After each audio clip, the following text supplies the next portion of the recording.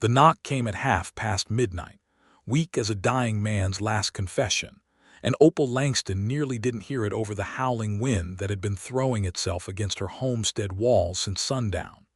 She had been sitting at the kitchen table with a single tallow candle burning low, going over the ledger that told the same ugly story it had been telling her for 6 months: not enough money, too much debt, and a winter that showed no signs of letting up. The snow outside was the kind that didn't fall so much as hurl itself sideways, and the temperature had dropped so low that the water in the basin near the window had frozen solid by mid-afternoon. She had been wearing her late husband's wool coat over her nightgown, her dark hair loose around her shoulders, trying to find a single column of numbers that would give her reason to hope. Then the knock came again, and this time there was no mistaking it. Opal rose slowly, her hand closing around the iron poker she kept propped against the hearth. It was the winter of 1882 in southeastern Colorado Territory, and the land out here did not produce gentle visitors in the middle of snowstorms.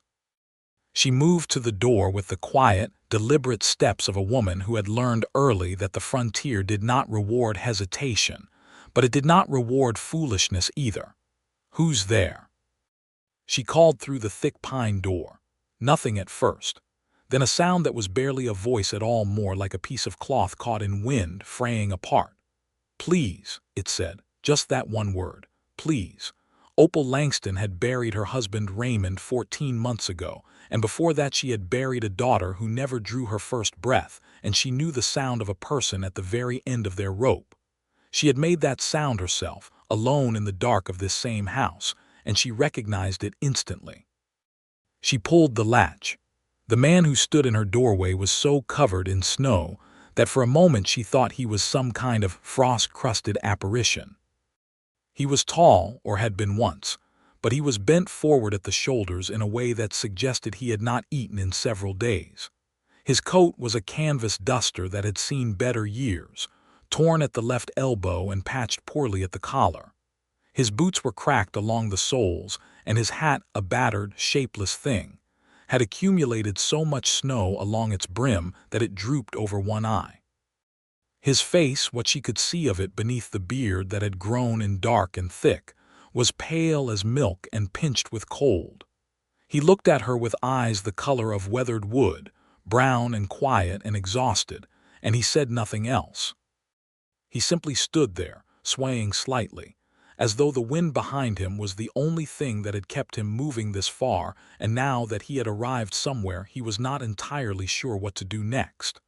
"Come in," Opal said, stepping back. He nearly fell crossing the threshold. His boot caught on the edge of the door frame, and she caught his arm without thinking, bracing against the solid, dead weight of a man who had nearly nothing left in him. He was heavier than he looked, even half-starved, and she steadied him toward the ladderback chair nearest the fire before going back to close and latch the door against the screaming night. "Sit down before you fall down," she said. He sat. He put his hands out toward the fire with the unconscious desperation of a man who has forgotten what warmth feels like and is rediscovering it all at once. His knuckles were split open and dark with old blood, and his fingers shook. Opal went to the stove without ceremony. There was a pot of pinto beans she had cooked that afternoon, thick with salt pork, and half a pan of cornbread still sitting covered on the back of the stove. She ladled beans into a tin bowl, cut a wedge of cornbread, and set both in front of the man before putting the kettle on for coffee. "Eat slowly," she said. "If you're as hungry as you look, eating fast will make you sick."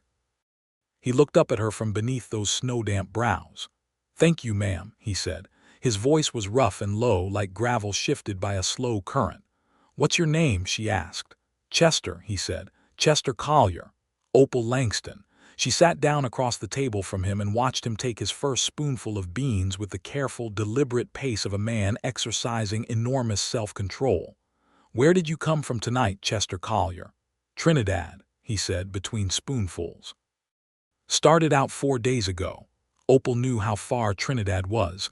She knew what 4 days on foot in this weather meant. "You walked from Trinidad in this storm." "Had a horse," he said. Lost her in a drift the second night. She went down and I couldn't get her up." He paused, and something moved across his face that was more than physical exhaustion. "Good horse," he said quietly, and said nothing more about it. Opal poured the coffee when it was ready and set the mug in front of him, and she watched the color slowly come back into his face as the fire and the food and the warmth worked their way through him. He ate 2 bowls of beans and 2 pieces of cornbread, steadily and without rushing now, and drank the coffee black. When he was done, he looked across the table at her with those quiet brown eyes and said, "I'll be gone by first light, ma'am. I don't mean to be a burden." "First light," Opal said. "It will still be snowing, and you are not fit to go anywhere." She stood and went to the small room off the kitchen that had been intended as a hired man's quarters back when Raymond had been planning to hire someone. It had a cot with a wool blanket and a braided rug on the floor. "You'll sleep in here. There's a chamber pot under the cot. In the morning we'll figure out the rest." Chester Collier stood in the doorway of that small room and looked at her with an expression that was genuinely difficult to read, part gratitude, part something that looked almost like shame, and part a bare, honest wonder, as though people who simply did the decent thing without making a production of it were a species he had nearly forgotten existed. "You don't know me at all," he said. "I know enough," Opal said simply. "I know you knocked instead of kicking the door in. I know you said please. That's enough for tonight." She handed him a second blanket from the cedar chest in the hall. "Good night, Mr. Collier." She went back to her ledger. She did not sleep for another 2 hours, but she felt oddly less alone sitting at that table with the low sound of another person's breathing coming through the thin wall, and she was surprised by how much that meant. The snow did not stop for 3 days. By the end of the first morning, it was clear that Chester Collier was not going anywhere, and he seemed to have made his peace with that the moment he woke and found Opal already at the stove making oatmeal. He came to the kitchen doorway with his boots in his hand, looking rested and cleaner than the night before. She had quietly left a basin of warm water and a sliver of lye soap outside his door at dawn, and he said, "Tell me what needs doing." Opal looked at him. In the gray light of a snow-covered morning, he was easier to assess than he had been by firelight. He was perhaps 30, give or take a year or 2 on either side, with a strong jaw under that dark beard and hands that, despite the split knuckles, were a working man's hands. There were calluses in the right places and an economy to his movements that suggested he had done hard physical labor for most of his life. "The animals need feeding and watering," she said. "The barn is 20 yards south. I lost a plank on the east wall in the last storm, and I've been patching it with a piece of canvas that is not doing the job. 2 of my hens haven't been laying, and I think there's a draft getting to them." Chester Collier took his oatmeal standing up, looking out the frost-edged window at the white nothing beyond. "You got lumber?" he asked. "In the lean-to on the north side of the barn." "Tools." "Raymond's tools are in the barn. Hammers, saws, the like, some nails, not sure how many." He nodded, pulled on his boots, and reached for his coat. "I'll see to the animals and take a look at that wall." He was outside for 2 hours while Opal worked inside, churning butter and checking the root cellar inventory: turnips, dried beans, 2 sacks of cornmeal, 3 jars of preserved peaches, and a dwindling collection of salt pork. When Chester came back in, he stamped the snow from his boots at the door and reported on the barn with the brisk precision of a man who had clearly spent considerable time assessing situations and identifying problems. "The canvas patch won't hold another week," he said. "But the lumber in the lean-to is good pine board. I can replace that section of wall properly. Your hay supply is getting thin. You've got maybe 3 more weeks if the storm keeps up, then you'll need to ration. The 2 hens are just old. There's not much for it except you might want to think about getting new stock come spring." He paused. "Your horse is solid, good strong mare." She seemed glad for the company. "That's Duchess," Opal said. "She belonged to Raymond." A small silence settled between them at the mention of the name. Chester did not ask and Opal did not explain, but something in the quality of the silence communicated more than words would have. "I'll fix the barn wall today if the snow eases," Chester said. It didn't ease until mid-afternoon, but he went out anyway and worked in the biting cold for 3 hours. And when Opal looked out the window, she could see him moving with a steady, methodical purpose, measuring, cutting, hammering, his breath making clouds in the gray air. She found herself watching longer than she intended. He came in as the sun was dropping behind the ridge to the west, red-faced with cold and smelling of pine sawdust, and he reported that the east wall of the barn was closed up properly now and should hold through the worst of it. "Sit down," Opal said. "Supper's nearly ready." She had made a proper stew that day, with the last of the salt pork cut up with turnips and dried beans, and there was fresh cornbread in the skillet. She set it all on the table with 2 plates and 2 tin cups of coffee, and they sat across from each other in the yellow lamplight. And it was the first time in 14 months that Opal Langston had cooked a proper supper for more than one. The strangeness of that fact lodged itself somewhere in her chest, not painfully, but with a quiet insistence she couldn't quite dismiss. "Where are you headed?" she asked. "If not back to Trinidad." Chester turned his coffee cup in his hands. "North," he said. "Wyoming Territory, maybe. I heard there was work up on the ranches along the Laramie River. Cowhand work." "That's what I know," he said without apology. He looked at her directly then, and she noticed again that quality in his eyes, not bold exactly, but steady, like a man who had nothing to hide and no particular interest in pretending otherwise. "I was at a ranch outside of Cimarron for 2 years. Then the owner sold to a cattle company out of Kansas City, and they brought their own crew in. Before that, New Mexico Territory, before that, Texas." He paused. "I move around a fair amount." "No family?" she asked. "My mother passed when I was 12. Father was a drinker. I left when I was 16. He said it without self-pity, just the plain facts of the matter. "No wife, if that's what you're wondering." Opal felt color rise in her face and was grateful for the low lamplight. "I wasn't wondering that," she said. "Sure you were," Chester said, and there was the ghost of a smile at the corner of his mouth. "It's a reasonable thing to wonder when a stranger ends up at your supper table." She looked at him for a moment and then, despite herself, laughed. It was a small laugh, half surprised, but it was genuine, and it had been a long time since she had laughed at anything. "Fair enough," she said. "No wife." "No wife," he confirmed. Outside, the wind picked back up and threw itself against the house, and the lamp flickered, and they both looked at the flame and then back at their plates and ate their stew, and the silence between them was comfortable in a way that Opal could not entirely account for. The snow came again in the night, another 6 inches, and the temperature dropped further still. Chester was up before dawn to feed the animals, and Opal found him in the barn when she went out to collect eggs at first light, talking quietly to Duchess in that low, unhurried way some people have with horses, one hand on her neck, his forehead resting briefly against the mare's.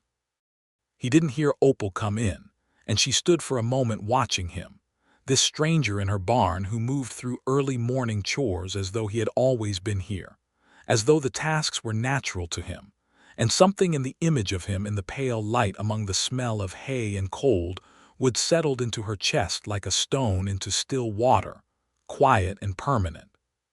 She cleared her throat, and he straightened and looked at her, and neither of them said anything about the moment, but she thought she saw something careful come into his eyes before he nodded good morning and went back to the feed. Over the following days, while the storm locked the world in white silence, Chester Collier made himself quietly indispensable. He fixed the barn wall. He rehung the door to the chicken coop that had been dragging its corner since August. He found a leak in the roof of the back porch and climbed up in the snow to pack it with tar paper and pine pitch. He split a week's worth of firewood from the rounds stacked in the lean-to, working with a steady, rhythmic efficiency that produced an impressive cord of split wood stacked neatly against the house wall.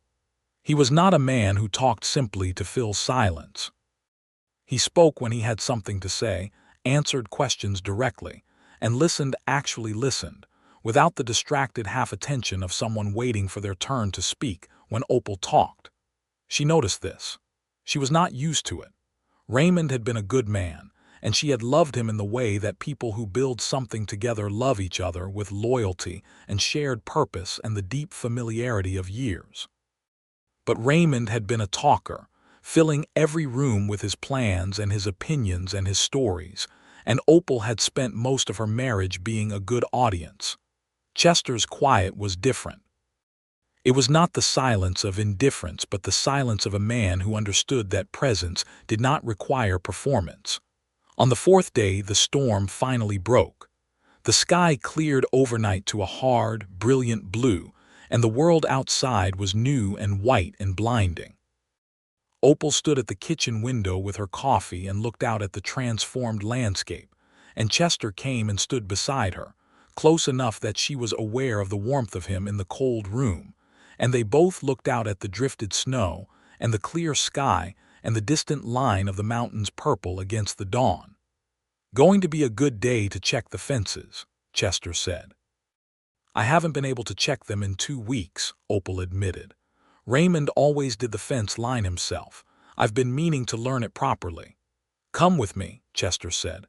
"I'll show you."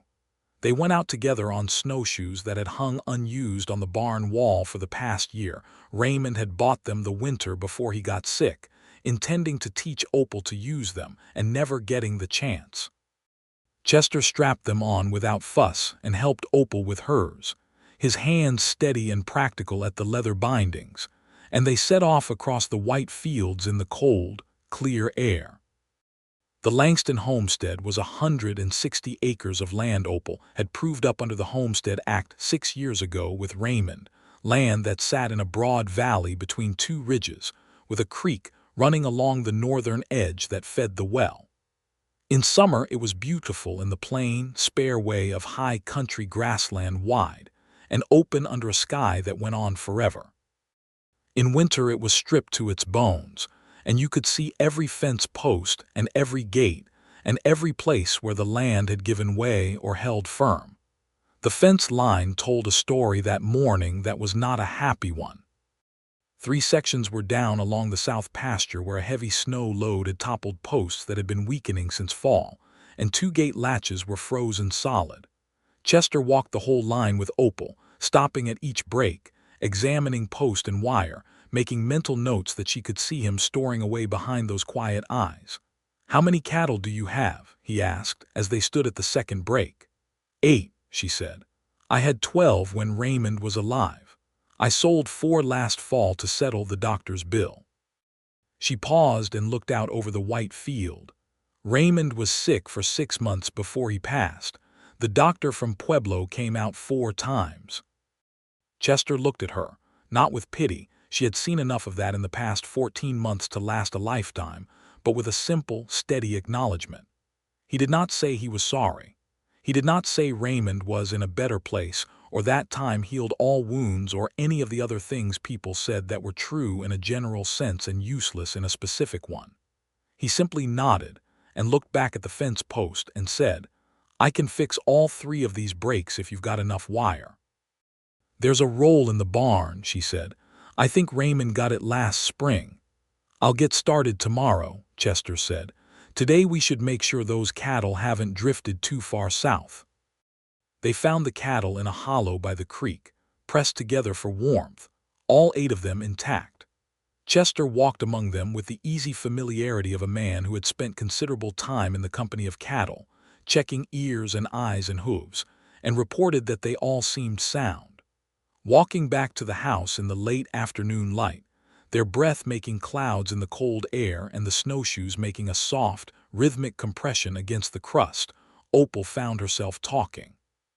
She talked about Raymond, about how he had come out from Kentucky with a plan and a stubbornness that had overcome every practical obstacle up until the tuberculosis that had taken him at 34. She talked about how she had been 26 when she homesteaded this land, and how she was 28 now, and some mornings she woke up genuinely uncertain whether she could keep it going alone. She talked about the debt to the bank in Trinidad, and the note coming due in April, and how $4 shy of what she needed felt like $4,000 shy of what she needed. Chester listened to all of this and did not offer false comfort. He asked a careful question here and there.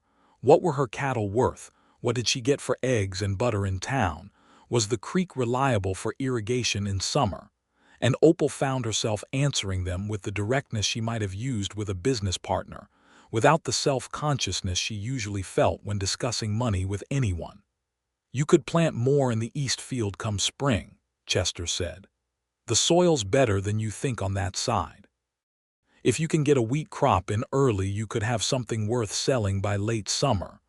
"I've never planted wheat," Opal said. "I have," he said simply. "I worked a wheat farm in Kansas for a season before I went to Texas. It's not complicated if you've got the right seed and you get it in the ground at the right time." She looked at him sideways as they walked. "You're a man of many trades, Chester Collier." "Necessity," he said. "When you don't stay in one place long, you learn a lot of different things." He paused. "Or I suppose you could say I've been looking for the right place and picking up skills along the way." The way he said it, with a careful, almost casual lightness, made Opal think the words meant more than their surface. But she did not press, and they walked the rest of the way in the comfortable silence that had become their natural mode. That evening Opal made pan-fried cornmeal cakes with the last of the molasses, and Chester produced from his saddlebag, which he had carried all the way from Trinidad on his back after his horse went down, a small cloth pouch of dried apples he had been carrying for emergencies. He set it on the table without ceremony, and she cooked the apples down with a little sugar and some of the precious cinnamon she kept in a corked bottle on the shelf, and they ate those cornmeal cakes with apple sauce in the warm kitchen, and it was, by a wide margin, the best meal either of them could remember in some time. After supper Chester took to carving, as was apparently his habit in the evenings. He had a small jackknife that he produced from his coat pocket, and a piece of pine scrap from the barn repairs, and he sat near the fire and worked at it with the same quiet, methodical focus he brought to everything. Opal sat across the hearth with her mending, and they were not talking, but they were not separate either. And the fire popped, and the wind moved gently outside, and there was a domestic peace in that room that Opal had not felt in so long that she had nearly forgotten what it felt like. "Can I ask you something?" she said, not looking up from her needle. "You can ask," Chester said. "Why were you walking alone from Trinidad in the worst storm of the year? What were you running from?" He was quiet long enough that she looked up. He was looking at the piece of pine in his hands, turning it slowly. "Nothing," he said at last. "That's the honest answer. I wasn't running from anything. I was just walking towards something I haven't found yet." He looked up and their eyes met across the firelight. "Or maybe I hadn't recognized it yet when I saw it." Opal held his gaze for a moment and then looked back at her mending. Her heart was doing something unreasonable in her chest, and she told it firmly to stop. But it did not stop. The weeks that followed were the strangest, and in many ways the richest that Opal Langston had known since the early days of her marriage, when everything had been new and possible, and the work had felt like adventure rather than endurance. Chester Collier settled into the rhythms of the homestead with a naturalness that should perhaps have unsettled her. A strange man making himself at home on her property, but instead felt right in a way she could not logically defend and did not try to. He was up every morning before her, the animals fed, and the fire built up by the time she came to the kitchen. He worked through the coldest days without complaint, fixing the things that had been broken, and the things that had been slowly failing that she had stopped noticing because there were so many of them. The fence line along the south pasture was rebuilt properly with new posts where the old ones had rotted through. The chicken coop door was rehung on proper iron hinges he fashioned from an old piece of harness hardware. The porch step that had cracked in the first hard freeze was replaced with a solid piece of oak plank from a board Raymond had been saving for some undefined future purpose. The pump handle that had been stiff and grinding since autumn was disassembled, cleaned, greased with lard, and reassembled so smoothly that Opal used it 3 times in a row the first morning just because she could. He oiled Raymond's tack and repaired the saddle's broken-off billet. He replaced the cracked chimney stone that had been drafting smoke back into the house on cold evenings. He dug out the drainage ditch along the north side of the barn that had been silting up for 2 seasons and was threatening to flood the floor come the spring thaw. Opal kept count, not because she was calculating a debt. She had never thought of his presence in those terms, but because there was something almost unbelievable about the accumulation of it, the way this man worked through her list of problems like a man with a sacred mission, steady and thorough, and without fuss. "You don't have to do all this," she told him one afternoon, watching him work on the broken axle of her wagon with a patience that was extraordinary given that the temperature was below freezing, and his fingers must have been aching. He had fashioned a new kingpin from a length of iron rod he found in the barn, working it with a hand file that he had borrowed from Raymond's tool chest. "I know I don't have to," Chester said, not looking up from the axle. "Then why?" she asked. He set down the file and looked at her. The late winter sun was coming at a low angle and it lit his face in a way that made the quiet intensity of his expression very clear. "Because it needs doing," he said. "And because you took me in when you had no reason to and every reason not to." He paused. "And because when something is broken, I can't leave it that way." She thought he might mean more than the wagon axle. She thought she might mean more herself, but neither of them said so, and she handed him a rag to wipe the iron filings from his hands and went back to the house. In the evenings they had fallen into a pattern that neither had designed but both had come to anticipate. Supper together, which had gradually become an occasion rather than a necessity. Opal found herself thinking during the day about what she would cook, reaching for the dried herbs and the carefully hoarded spices, rather than simply making the plainest thing that would fill a stomach. After supper, the fire, the quiet work with their hands and talking. They talked about everything and nothing. The history of the land, Chester's years working cattle across 3 territories, Opal's childhood in Missouri where her father had run a feed store, and her mother had kept a vegetable garden of extraordinary ambition. They talked about the politics of the territory, about the cattle barons who were buying up the land and squeezing out the small homesteaders, about the railroads that were changing everything and not always for the better. Chester had opinions, carefully held and carefully stated, and he listened to Opal's opinions with the same respect he would have given any person worth listening to, which was not something she had experienced as a matter of course, and which she valued deeply. He did not treat her views as a curiosity or a charming exception to some rule about what women understood. He simply engaged with them, agreed when he agreed and said plainly when he did not, and the conversations had an aliveness to them that she had not felt in years. One evening in late January, when the temperature had dropped to something truly vicious, and they had pushed their chairs closer to the hearth than usual, Chester produced the piece of pine he had been working on for the past several nights and held it out to her. It was a small carving of a bird, a meadowlark, she thought, though she couldn't be certain, no bigger than her fist, with the wings folded and the head tilted slightly as though listening for something. "For you," he said, "just that." Opal took it and turned it in her hands. The detail was remarkable for something made with a jackknife by firelight. The feathers were suggested with tiny, precise cuts, and the bird had an expression of alert calm, a quality of being completely present in its stillness, that made it somehow more than just a nicely done piece of woodwork. "It's beautiful," she said, and her voice was quieter than she intended. "Meadowlark," Chester confirmed. "I used to hear them in the mornings down in Texas. Always sounded like they were singing specifically at you, you know. Like they'd noticed you in particular and had something to say." Opal looked at the small carved bird and then looked at him. His eyes in the firelight were warm and serious and completely unguarded in a way she had not seen before from him, and the thing in her chest that she had been firmly instructing to behave itself for weeks made a sound she could not ignore.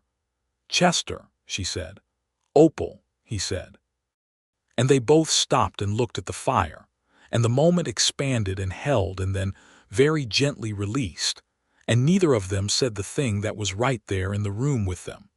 And when Opal went to bed that night, she lay awake for a long time with the carved meadowlark on the nightstand and her heart doing its unreasonable thing in the dark.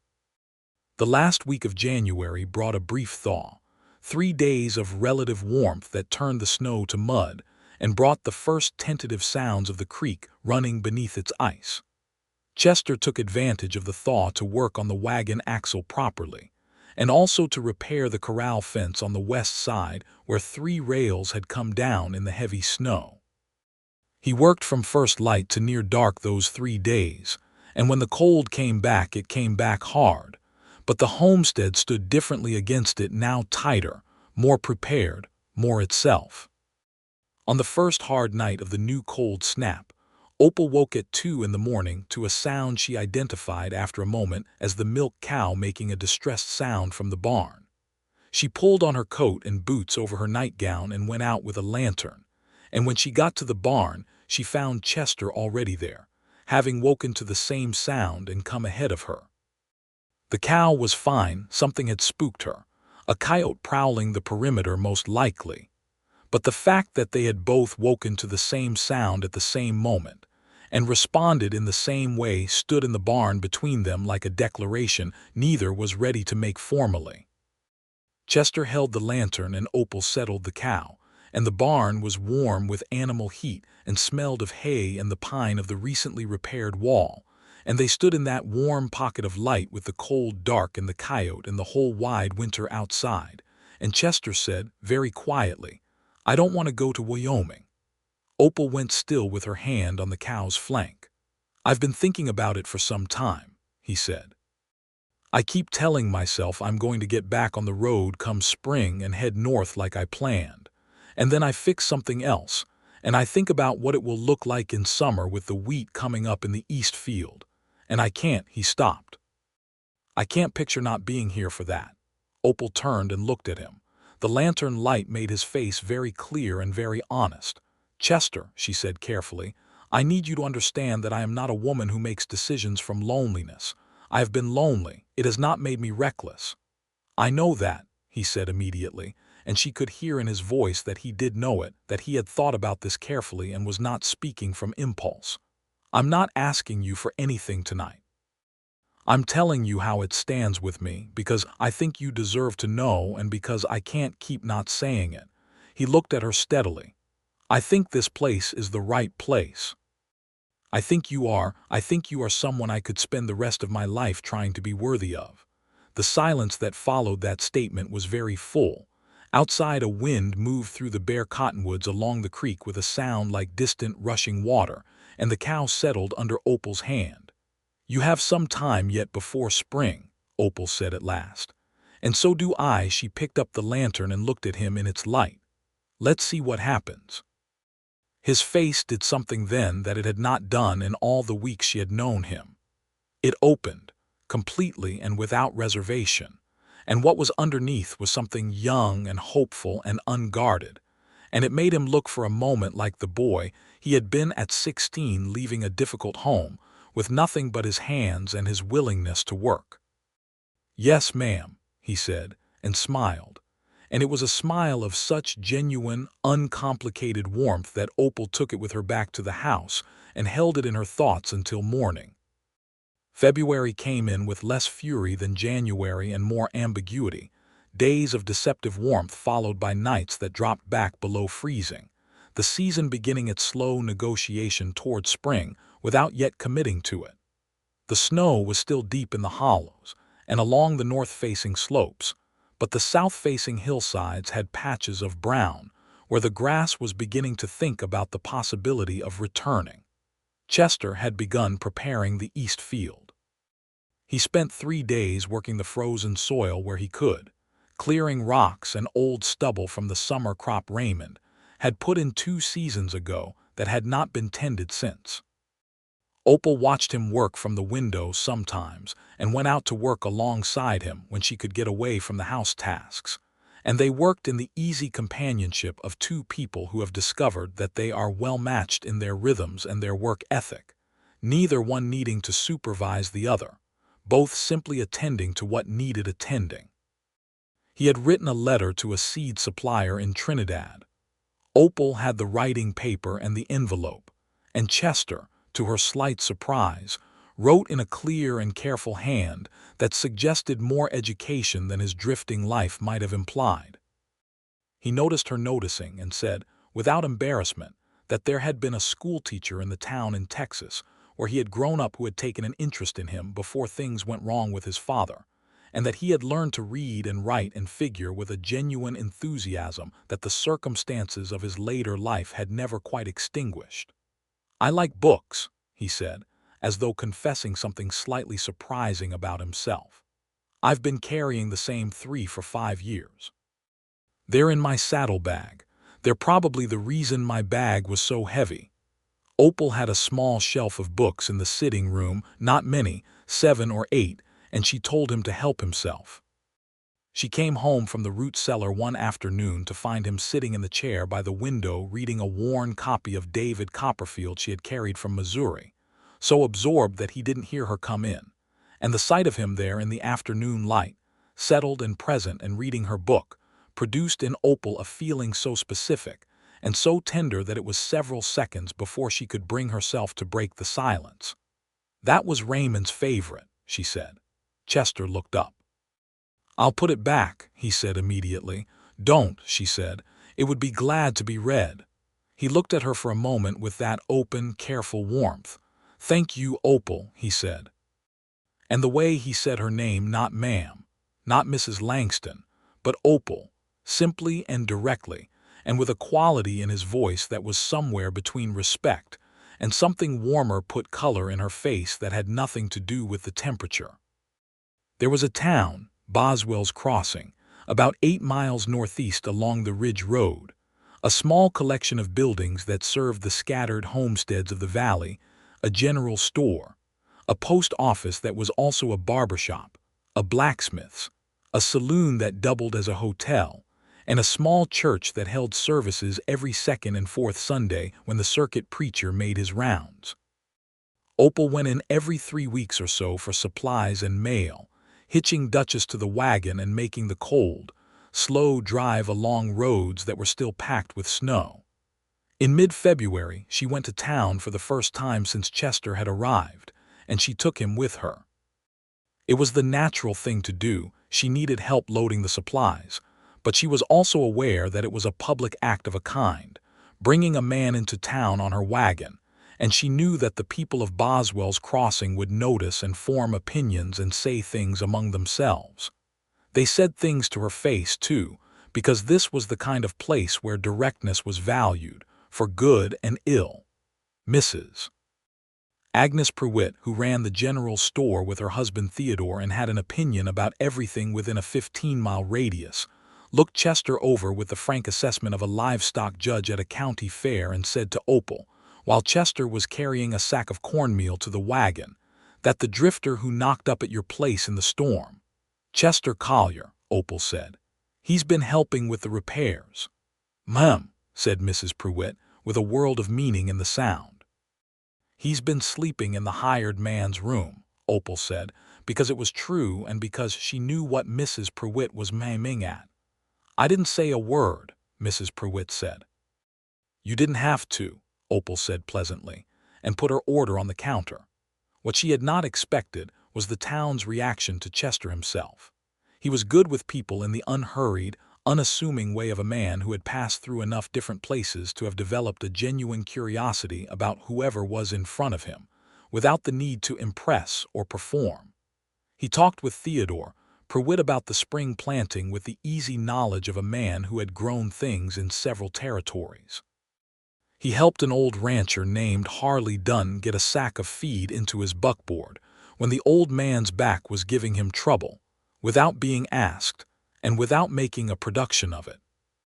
He was introduced to the blacksmith, a broad Scandinavian man named Eric Sanderson, and within 10 minutes they were deep in a conversation about the relative merits of different fence post designs that Sanderson was clearly finding genuinely engaging.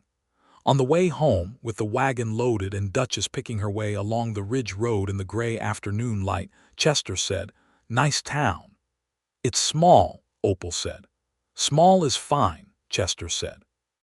He was looking at the landscape with those steady eyes, taking in the ridge lines and the valley below and the creek glinting through its ice.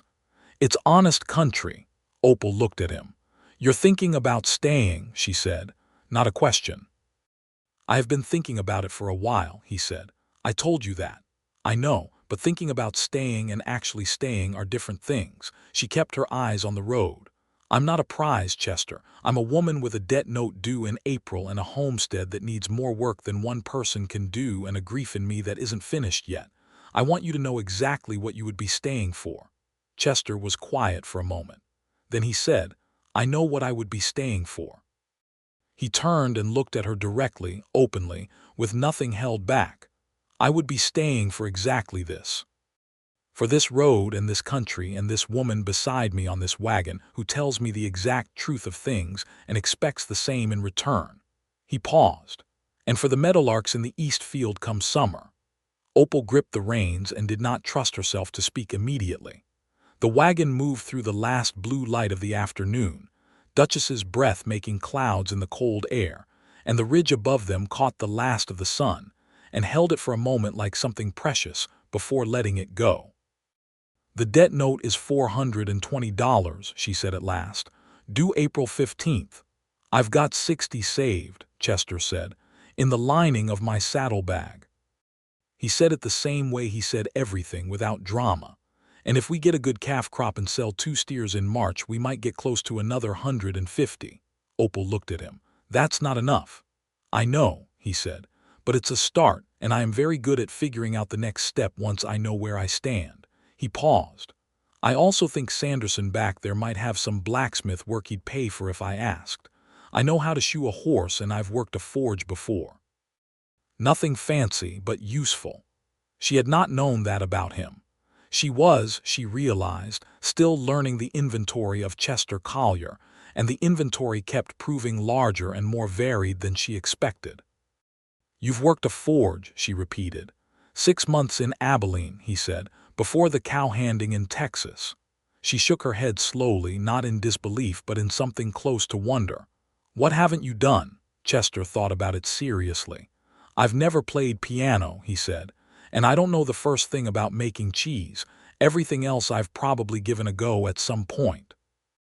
Opal laughed, a real laugh this time, full and free, rising into the cold air above the ridge road, and Chester looked at her with the expression of a man who has just heard something extraordinary and wants to make sure he remembers every detail of it. In the 3rd week of February, Chester rode into Boswell's Crossing on Duchess and spent 3 days working at Eric Sanderson's blacksmith shop, shoeing horses and repairing farm tools for the ranchers and homesteaders who had been bringing their work to Sanderson all winter. Sanderson paid him fairly in cash and also in useful goods, a length of good wire, a new hammer head, and a promise of future work come spring when business would pick up. Chester came home on the 3rd evening with $35 in cash, the wire, and a letter that had come for Opal at the post office. He handed her both and ate supper while she read the letter, which was from the bank in Trinidad.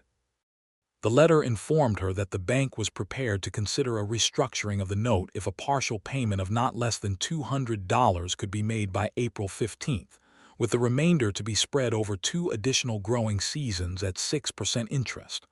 Opal read the letter twice and then set it on the table and said nothing for a moment. "Good news or bad?" Chester asked. "Possible news," she said. She passed him the letter. He read it with the careful attention he gave to everything written, and when he was done, he set it down and looked at her with the focused, problem-solving expression she had come to recognize as one of his most characteristic. $200 by April 15th, he said. "We have 60. I can probably make another 40 or 50 at Sanderson's between now and then. If we sell the 2 steers." "I was thinking the same thing," Opal said. "And I have $4 in eggs and butter savings. And I was thinking I could sell 2 of the laying hens who have stopped producing. They'll be worth something to someone as eating birds." Chester added the figures in his head. "That gets us close to 180. Maybe 190 if the steers bring a good price. Still short. I know a cattle buyer who comes through Trinidad in March," Chester said slowly, as though thinking through it as he spoke. "Man named Dobbins. He pays fair money for good stock and doesn't nickel and dime you. If we take all 8 cattle to Trinidad ourselves and sell them as a lot—" "I can't sell all my cattle," Opal said. "I need milk and I need beef on the hoof for summer." "Not all of them," Chester said. "But if we sold 6, kept 2 for yourself, the milk cow and 1 beef, Dobbins would pay good money for 6 sound cattle as a lot. And that would more than cover the 200. He looked at her steadily. "Then come spring we could build the herd back. Start with 2 good heifers and work up. It's not the fastest way, but it clears the note and gives you breathing room." Opal thought about it. The arithmetic was sound. The idea of driving cattle to Trinidad was daunting but not impossible. It was 40 miles, which in good weather was 2 days' drive. "You know this Dobbins," she said. "Worked with him twice," Chester said. "He's honest, doesn't try to lowball you and then call it a favor." "All right," she said. "We plan for March then. Cattle drive to Trinidad, sell to Dobbins, come home with enough to make the bank payment." "All right," Chester said, and there was something in his voice, a settling, a commitment that sounded less like a business agreement and more like a vow. March announced itself with ambition, sending the temperatures up into genuine warmth for the first week, and then pulling them back down sharply for the second, as though testing whether spring was really something it wanted to commit to. The snow in the fields began to recede in earnest, the south faces of the ridges going brown, and then, tentatively, showing the first pale green of returning grass. The creek came fully off its ice and ran clear and fast with snowmelt, and the meadowlarks, there, just as Chester had promised, arrived in the east field in the first warm week and sang at everything. Chester had been out in the east field every day the weather allowed, working the soil with the draft horse Raymond had left behind along with Duchess, a big gray gelding named Absalom, who had the steady temperament of an animal that had seen everything and been impressed by nothing, turning the earth with a single-blade plow that Chester had repaired and sharpened in the second week of February. He planted test rows to assess the drainage and the soil quality, making notes on a scrap of paper with a charcoal pencil, talking to himself in a low murmur that Opal sometimes overheard when she brought him his noon meal out to the field. The field was waking up. She could see it every day, the soil darker and looser, the furrows straighter, the work that was going into it visible in every turned clod and smoothed row. It was going to be something come summer. She could feel it.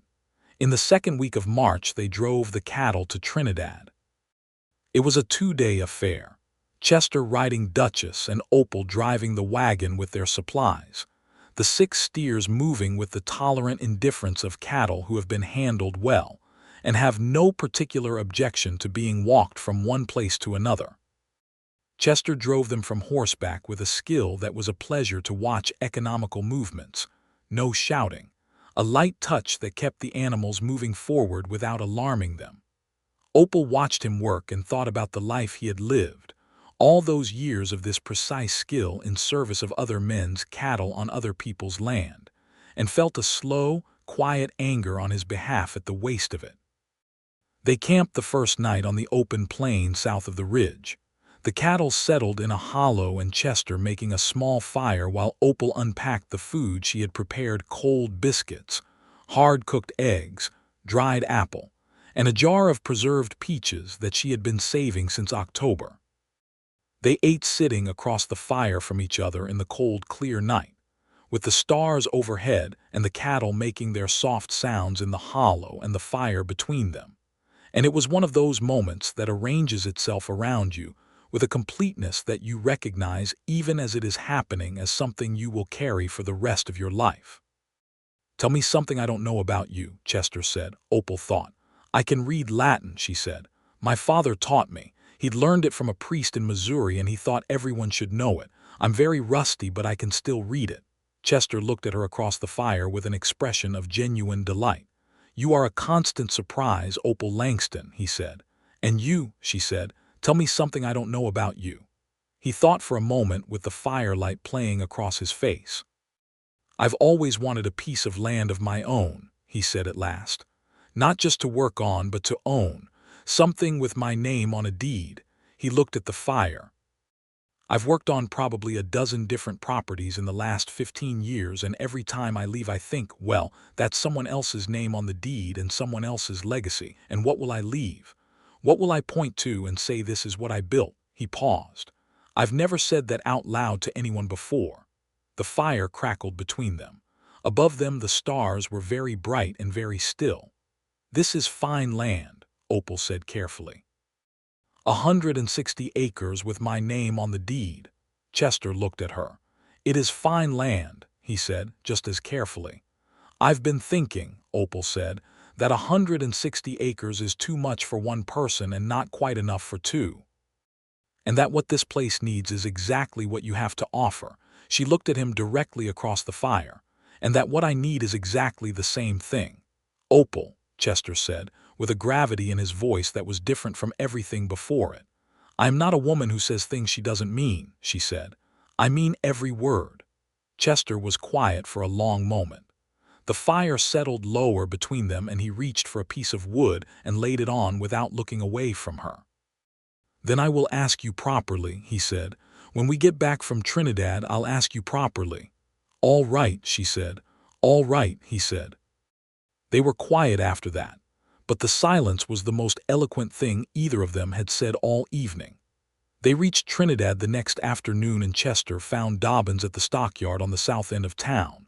A compact, weathered man with sharp eyes and a straightforward manner who examined the cattle carefully and offered a fair price without any of the negotiating theater that some buyers used to wear down a seller.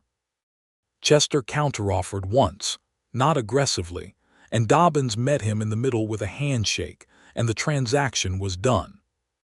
Opal stood at the edge of the stockyard with the money in her hand, more than $200 for 6 sound cattle, and felt the knot in her chest that had been there since October begin, slowly and cautiously, to loosen.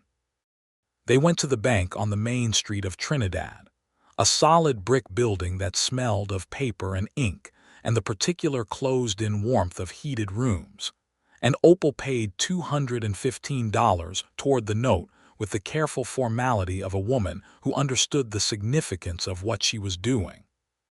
The banker, a thin man named Cartwright with spectacles, took the money and issued a receipt and restructured the remaining note over 2 seasons as the letter had promised. And when Opal walked out of that bank into the clear March afternoon with the receipt in her coat pocket, she stopped on the board sidewalk and tilted her face up to the sun and stood there for a moment with her eyes closed. Chester stood beside her, not touching her, simply present, and waited. "Thank you," she said, eyes still closed. "We did that together," Chester said. She opened her eyes and looked at him squarely. "Yes," she said, "we did." They stayed one night in Trinidad at a respectable boarding house, Opal in a room of her own and Chester in a room at the other end of the hall, proper as could be. In the morning they bought seed, the wheat seed Chester had ordered, plus vegetable seeds for the kitchen garden and a pound of barley for the chickens, and loaded everything into the wagon and headed back north. On the road home, with the sky open and blue above them and the mountains to the west sharp and clear in the spring air, Chester said, "Opal." "Yes," she said, "I would like to ask you now if that's all right. I know I said when we got back, but the road is good and the day is fine and I have been thinking about how to say it for 2 weeks and I would rather not wait another 4 hours. Opal kept her eyes on the road and her hands on the reins and said, "Ask me then." Chester turned on the wagon seat and faced her fully, with the plain, unhurried directness that was the most characteristic thing about him. "Opal Langston," he said. "I came to your door with nothing and you gave me warmth and food and time, and what you didn't know was that you were giving me back something I had lost so long ago I had forgotten what it felt like." He paused. "I want to stay." I want to help you build this land into what it can be, and I want to wake up every morning in the same place for the rest of my life, which is not something I have ever wanted before you." He looked at her with those steady brown eyes in the clear spring light. "Would you be willing to have me as your husband?" Opal was quiet for a moment. Duchess walked steadily forward, the wagon wheels made their rolling sound, and the land spread out on either side of the road in the particular March light that was neither winter nor spring but something hopeful in between. "Yes," she said, "I would." She looked at him then, fully and without reservation. "I would be very glad to, Chester Collier." He reached over and took her hand, and they rode the rest of the way home like that, his hand over hers on the reins, neither of them needing to say anything more. They were married in April. The circuit preacher, a vigorous man named Reverend Josiah Meeks, who covered 4 counties on a circuit that would have tired a younger man and didn't seem to tire him at all, came through Boswell's crossing on the 3rd Sunday of April, and Opal and Chester were waiting for him at the small church when he arrived. Agnes Prewitt had organized the event with the enthusiasm of a woman who had been waiting for something to organize since the previous summer, and there were flowers from the first spring growth pinned to the pew ends, and a cake in the fellowship hall that Agnes had baked herself with dried fruit and a great deal of satisfaction. Half the valley came. Eric Sanderson was there with his wife Ingrid. Old Harley Dunn came in from his place 8 miles west, dressed in what was clearly his one good suit. The Garfield family from the next homestead south, whom Opal had traded butter and eggs with for 3 years, filled an entire pew. Even Theodore Prewitt, who held an opinion about almost everything but rarely offered one about anything personal, shook Chester's hand before the ceremony with a grip that communicated unmistakably that he had been paying attention to this man's character all winter and had found no fault with it. Reverend Meeks performed the ceremony with the brisk, warm efficiency of a man who had married many people under many circumstances, and believed in the institution with a genuine and practical faith. He made them face each other. He told them to say the words clearly and mean them. Chester said the words clearly and meant them. Opal said the words clearly and meant them, and when Chester slid the simple gold band onto her finger, he had bought it in Trinidad. She had not asked him how much it cost, and it fit perfectly. She looked up at him and saw in his face the same young hope she had seen in the barn that winter night, and underneath that hope something steadier and more permanent, the look of a man who has come home. The spring that came after the wedding was the most beautiful Opal could remember in her 6 years on the homestead. The wheat went into the east field in the 2nd week of April, Chester working the drill seeder he had borrowed from Eric Sanderson, moving through the field in long, steady rows with the precision of a man who had done this before, and understood that the care you put in now was the harvest you pulled out in August. Opal walked the field behind him, and the smell of the turned earth in the spring air was something close to sacred, the smell of intention and possibility made physical.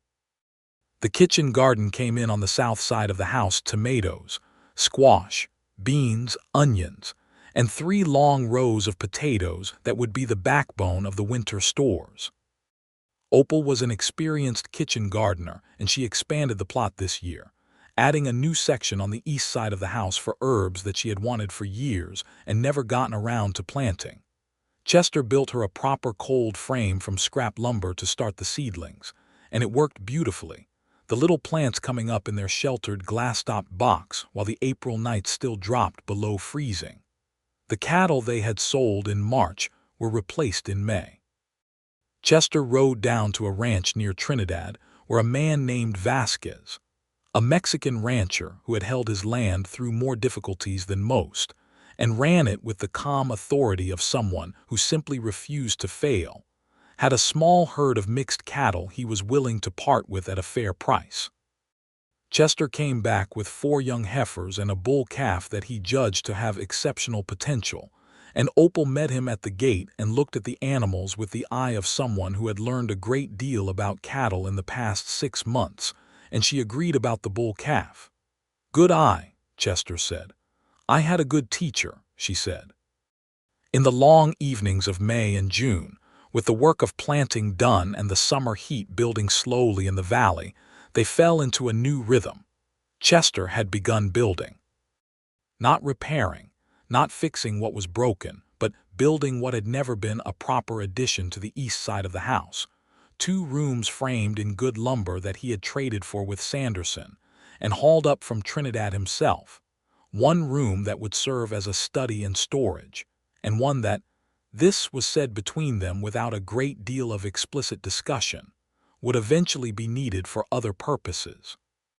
He worked on the addition evenings and weekend mornings, moving with a carpenter's pleasure in the craft of the thing, and Opal sometimes sat on the ground near where he worked with her mending or her reading, and they talked while he worked, the conversation moving easily over everything and nothing, the way conversation goes between people who have found in each other an inexhaustible interest. "Opal," Chester said one evening in June, sitting down beside her on the new porch step he had built to replace the original wider, sturdier, built to last. "I need to tell you something I have been putting off telling you." She looked at him. "All right," she said. He looked at his hands. "There is a man named Garrett who I knew in New Mexico territory. We worked together on a ranch near Cimarron. We had a falling out." He paused. "It was over something foolish, a card game, and some money he claimed I owed him that I did not owe. He said some things and I said some things and I hit him once, and that was the end of it. But he has a long memory and a short temper, and he has mentioned to people that he carries a grievance against me." Opal waited. "I don't think he'll come here," Chester said. "I don't think he even knows where I am. But I wanted you to know that there is a history there, because if it ever came to anything, I want you to know I have not deceived you." Opal looked at him for a long moment. "Did you do anything wrong?" she asked. "I hit him," Chester said, "which I shouldn't have done. Everything before that I did not do." "Then we'll deal with it if it comes," she said, "and it may never come." He looked at her. "You're not worried." "I am practical," Opal said. "I don't spend energy worrying about things that haven't happened." She paused. "But I'm glad you told me." Chester nodded and looked back at the valley in the evening light. "I don't want there to be anything between us that isn't said," he told her. "Neither do I," she said, and leaned her shoulder against his, and they sat together on the new porch step watching the last of the day fade over the ridge. The man named Garrett did come, as it turned out. He came in July, on a Tuesday afternoon when the heat was at its worst, and Opal was in the kitchen garden and Chester was working the wheat field. Garrett arrived on a sorrel horse, a lean man in his late 30s with the look of someone who carried resentments the way other men carried tools, always on his person, always at hand. He called out at the gate and Opal went to meet him, wiping her hands on her apron, and she recognized immediately from the quality of his attention, scanning the property, calculating that this was not a friendly call. "Looking for a man named Collier," he said without introduction. "Who's asking?" Opal said. "Name's Garrett." He looked at her with the dismissive brevity of a man who did not think much of women as conversational partners. "He here." "I'm here," Chester said. He had seen the man ride up from the field, and had come across without hurrying, without running, without any particular show of alarm. He walked through the gate and stood beside Opal and looked at Garrett with an expression of flat, steady calm. Garrett looked at him for a long moment and then looked around at the homestead, the repaired barn, the straight fence line, the green wheat field, the new addition on the house going up solid and square. Something moved in his face that might have been surprise or might have been recalibration. "You've settled," Garrett said. "I have," Chester said. Another silence. Garrett looked at Opal, then back at Chester. "I had words I was going to say," he said at last, in a different tone than he had used before. "I've been carrying them for 2 years." "Say them if you need to," Chester said. Garrett worked his jaw. "You didn't owe me that money," he said finally, with the difficulty of a man who has been wrong about something for a long time and is only now admitting it. "I knew it at the time. I was in debt and I thought." He stopped. "It doesn't matter what I thought. I was wrong." He looked at his reins. "I heard in Trinidad you'd settled up north here and I came to say so. That you were right about the card game and I was wrong and I should not have made it into what it became." Chester was quiet for a moment, Then he said, "I should not have hit you." "No," Garrett agreed. "You should not have." They looked at each other with the frank assessment of two men who have been at odds and are trying to find their way to something else. Then Chester said, "Water your horse and come in out of the heat. My wife makes good coffee." Garrett looked briefly startled by the word wife. Then he looked at Opal with something resembling genuine respect. "Thank you, ma'am," he said. He stayed an hour and drank 2 cups of coffee and ate a piece of Opal's cornbread and was, under the grievance he had been carrying, a perfectly decent man. He rode out in the mid-afternoon with a handshake for Chester that meant something, and Opal watched him go and then looked at her husband. 2 years, she said. He carried that for 2 years and came all this way to say he was wrong. "The country gets to you eventually," Chester said. "It's too big for holding small things." Opal thought about that. "Yes," she said, "I suppose it is." The wheat came in August. Chester had known it would be good, but it was better than good. It was a proper crop, the kind that fills a man's chest with the specific pride of something made from intention and work and fortunate alignment with the weather. They harvested it with the grain cradle Chester had borrowed from the Garfields in Bound, and threshed it over 4 days of hard work in the August heat. Opal and Chester working side by side from first light to dark. And when it was done, there were enough bushels of hard red winter wheat to sell half to the grain buyer in Boswell's Crossing and store half for seed next season. The money from the wheat, combined with the egg and butter sales from the summer, was enough to make the first of the restructured note payments in September, months ahead of schedule. Opal went to the bank in Trinidad herself for this one. She wore her good dress and carried the money in an envelope, and she handed it to the banker Cartwright across his polished desk with a composure that was equal parts dignity and relief. And she came home in the wagon in the fall light with the receipt in her pocket, and the mountains to the west going orange and gold in the late sun. And she thought about the December night a man had knocked on her door in the snow, barely standing. And how the whole shape of her life had turned on that moment the way a river turns around a rock, not dramatically, not with a great noise, but completely and permanently. She told Chester about it that evening. They were sitting on the new porch, his porch, their porch, the one he had built wide enough for 2 chairs, watching the last of the evening sky go dark over the ridge. "I keep thinking about the night you arrived," she said, "about what would have happened if I hadn't heard the knock." "I don't think about that," Chester said. "Why not?" "Because you did hear it," he said simply. "That's the fact of it." She looked at him. He had put on weight since winter, not much, but enough that the gauntness of that first night was entirely gone. His hands were brown and strong from the summer's work, and he had cut his beard shorter but kept it, which she preferred. He was, she thought, not objectively a handsome man by the standards some people had, but he was the word that came to her was right. He looked right here in this light, in this chair, on this porch. "Chester," she said. He looked at her. His eyes were the same quiet weathered brown they had been the first night she opened the door to him, but they were warmer now, or she could see the warmth in them now that she knew where to look. "I think there's going to be a baby," she said. The silence that followed was different from any silence between them before. It was a specific kind of silence, the kind that forms around something that is too large and too good to immediately absorb. Chester looked at her, and the expression on his face moved through several things: surprise, certainty, and then something so open and undefended and purely glad that it made her eyes sting. "Opal," he said. "I'm fairly sure," she said. "I'll know better in another few weeks." He reached over and took her hand, the same gesture as on the road back from Trinidad, his hand over hers, steady and certain. "All right," he said, and the word carried everything that 2 people who have found each other can put into 2 syllables. All the weight of it and all the lightness of it and all the simple, staggering gladness. The baby came the following spring, on a morning in April when the meadowlarks were singing in the east field and the wheat was just coming up in its rows, and the mountains to the west were still capped with snow. It was a boy, as Chester had somehow privately known it would be, though he had said nothing of this to Opal, and simply waited. The birth was attended by Agnes Prewitt, who had midwifed more babies than she could count in 20 years of frontier living, and who managed the whole affair with a brisk competence that Opal later described as exactly what you want in a crisis, and not entirely what you want in a conversation. Chester was in the kitchen during the labor, which lasted from midnight to dawn. He made coffee he didn't drink. He sharpened a knife that didn't need sharpening.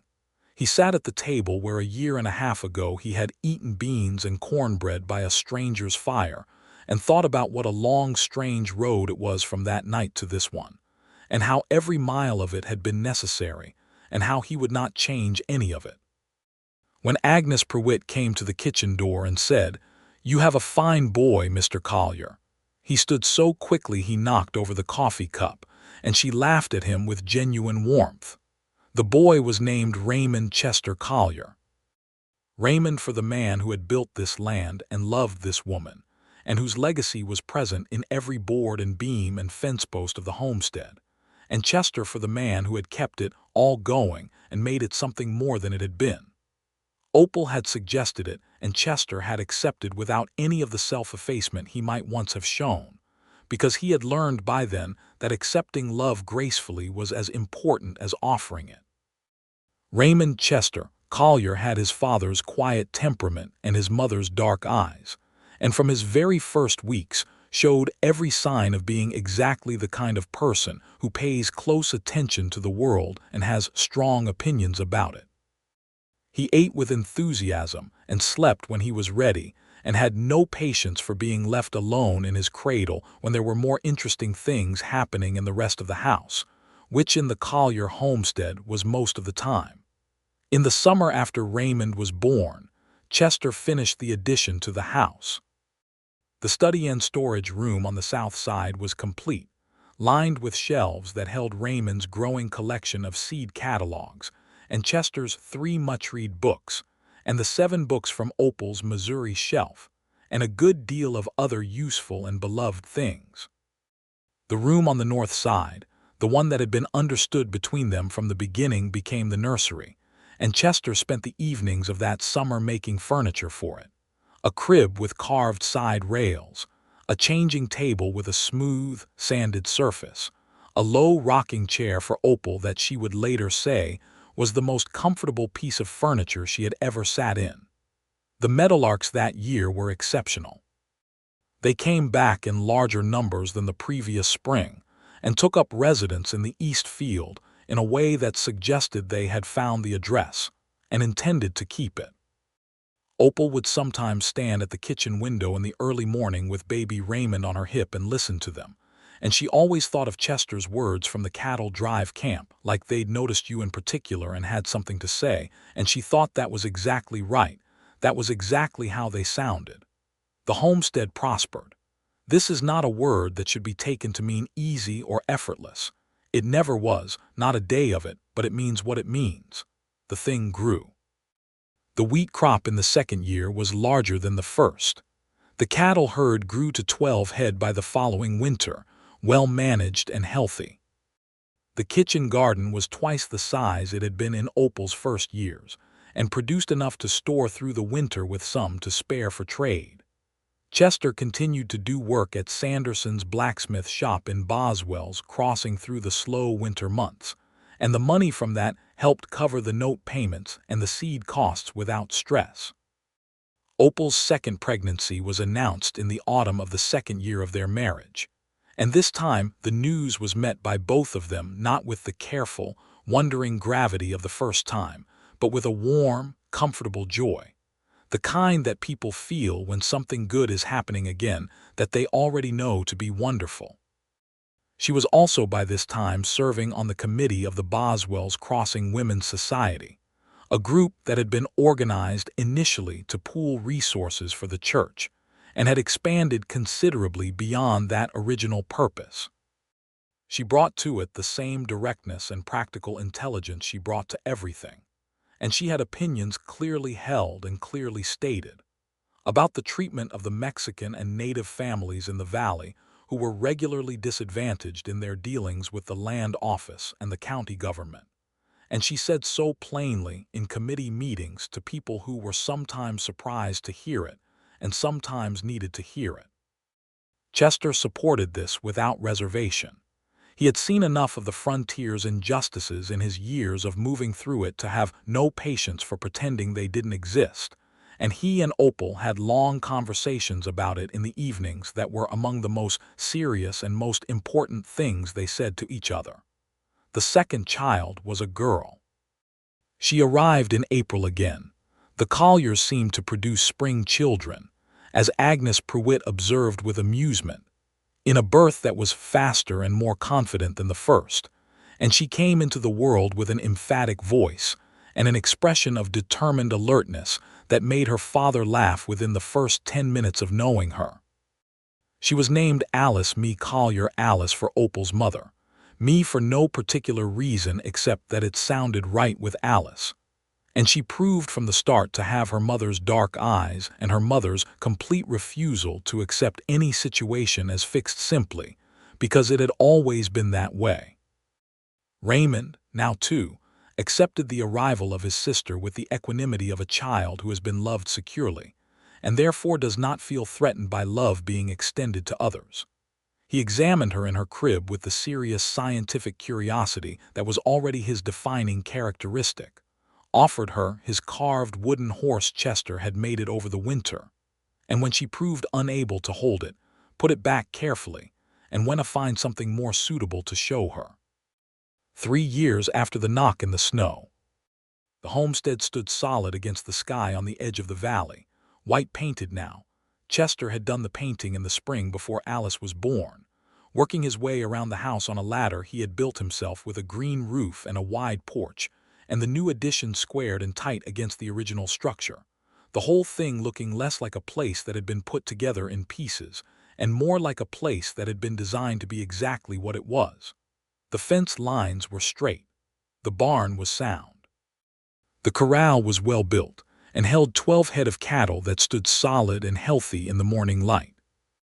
The east field was green with the 3rd season of wheat, coming up clean, and even in rows that Chester could look at and feel the particular satisfaction of work done right. The kitchen garden was lush behind its new fence. He had built the fence after the cattle got into it in the 2nd summer, and had done it solidly enough that nothing was getting through it short of a determined effort. In the evenings they sat on the wide porch, the 2 of them and Raymond and Alice in her mother's arms, and looked at the land that was theirs. Not just Opal's name on the deed now. Chester had filed the paperwork to be added, which the land office had processed without difficulty, and he had his name on the deed of 160 acres in Colorado territory, a fact that he had not yet fully absorbed and probably never would, in the way that the best things are always slightly too large to completely believe. The mountains to the west. The creek along the north edge of the property, running clear and swift in the spring, slower and thoughtful in summer, icing over in the first hard cold of winter, and carrying the memory of all the seasons in its sound. The meadowlarks in the east field, singing at whoever was there to hear them.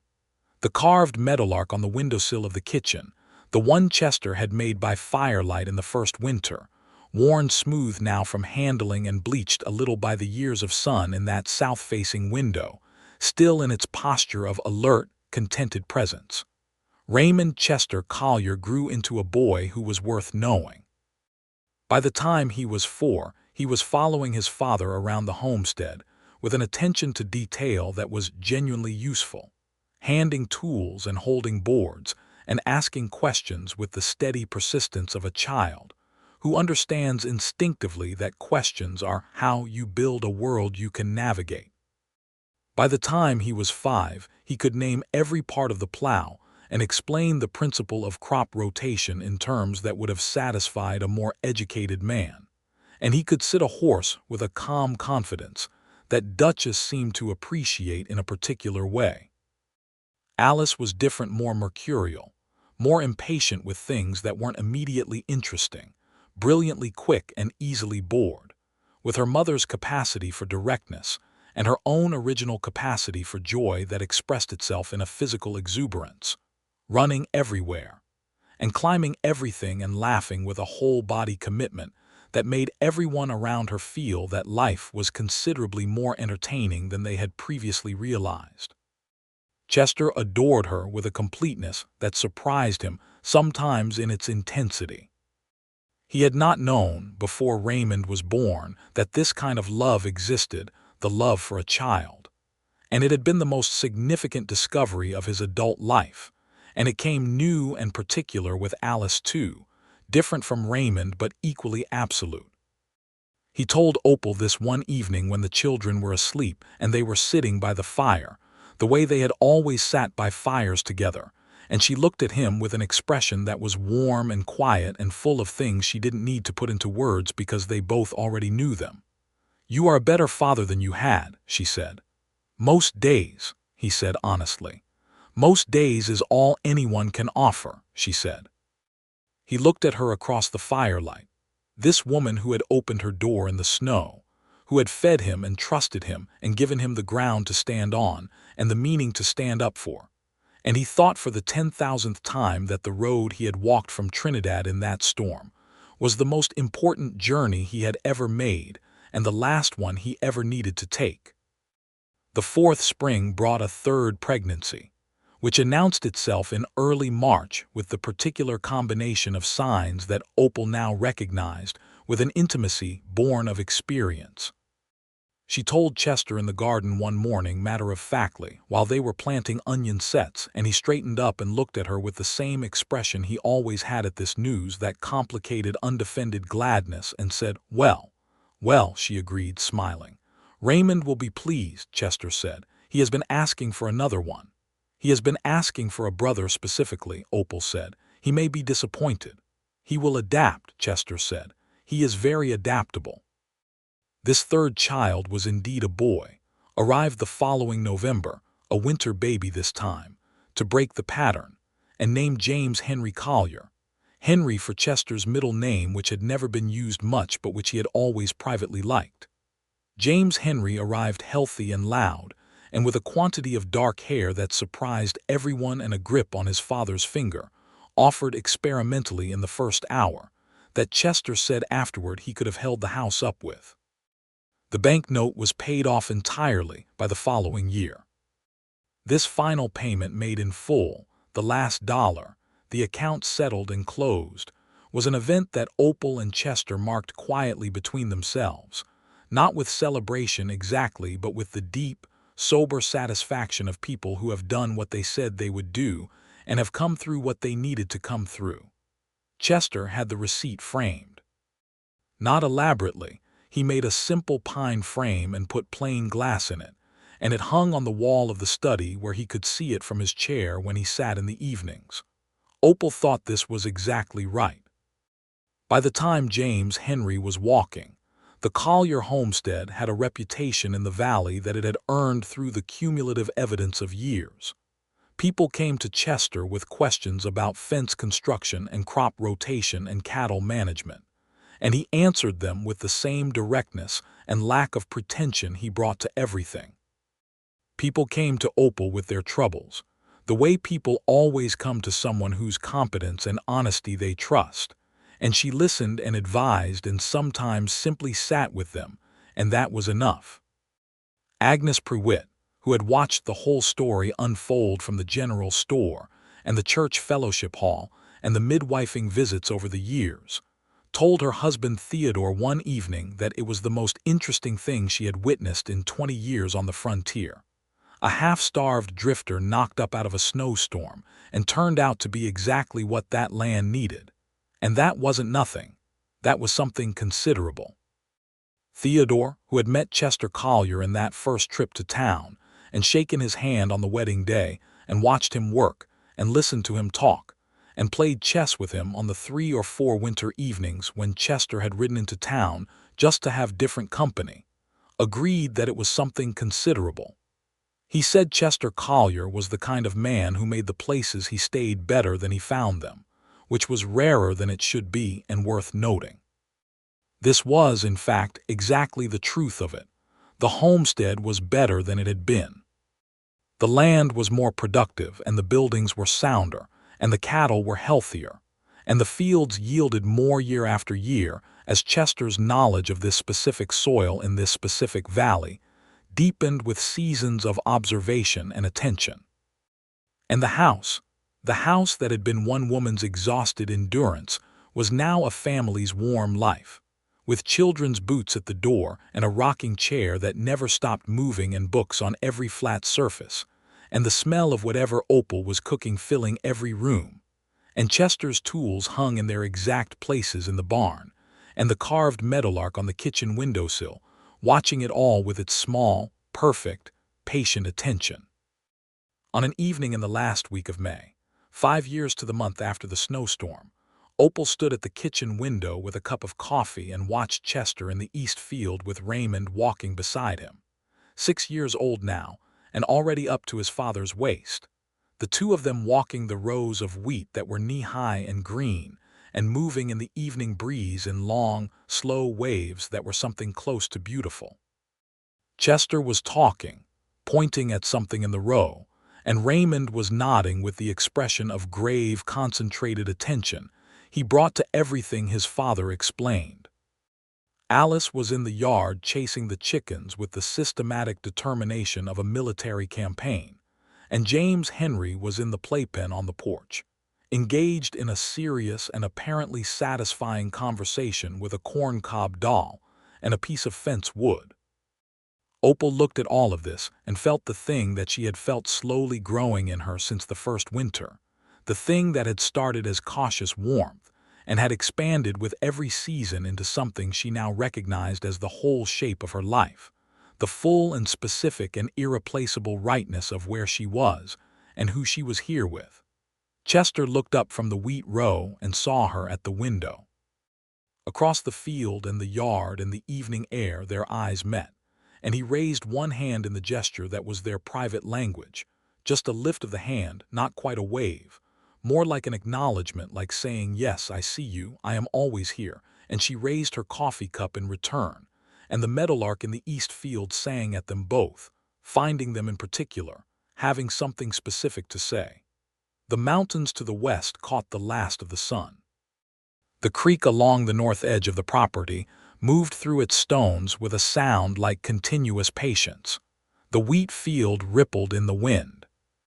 The children were alive and loud and full of themselves in the yard and on the porch, and Chester came in from the field with Raymond on his shoulders, and the dust of the good earth on his boots, and the smell of spring on his coat.